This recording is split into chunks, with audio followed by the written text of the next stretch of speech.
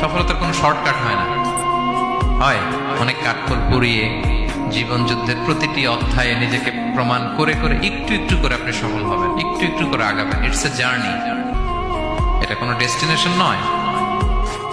এবং সফল হওয়ার পথ পরিক্রমায় কোনো লিফট নেই, সিঁড়ি বেয়ে উপরে উঠতে হয়। কি বেয়ে? কিন্তু আমরা সফল হতে চাই কিভাবে? ডাইরেক্ট 100 তলায় আমি সফল, উপরে সবার উপরে আমি, এইভাবে চাই সফলতাটা।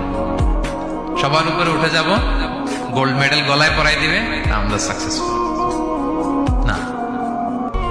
সফলতার রাস্তায় কোনো লিফট থাকে না। কি দিয়ে উঠতে হয়? সিঁড়ি বেয়ে ঘাম জড়িয়ে উঠতে হয়। দেখেন, শুধু আলোর মুখ দেখার জন্য মায়ের পেটে আমাদের কত সময় লাগছে বলেন তো?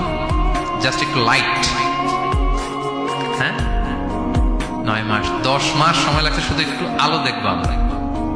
একটু আলোর মুখ দেখার জন্য আমার লাগছে 9 মাস।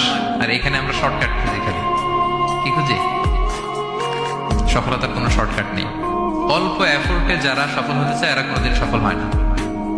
ইউসুফ আলাইহিস সালামের জীবনীটা একটু খেয়াল করেন, একটু একটু করে তিনি সামনের দিকে গিয়েছেন এবং সবশেষে ইজিপ্টের ফিনান্স মিনিস্টার হয়েছেন। এজন্য ধৈর্য ধারণ করতে হবে, নিজের সর্বোচ্চটুকু উজাড় করে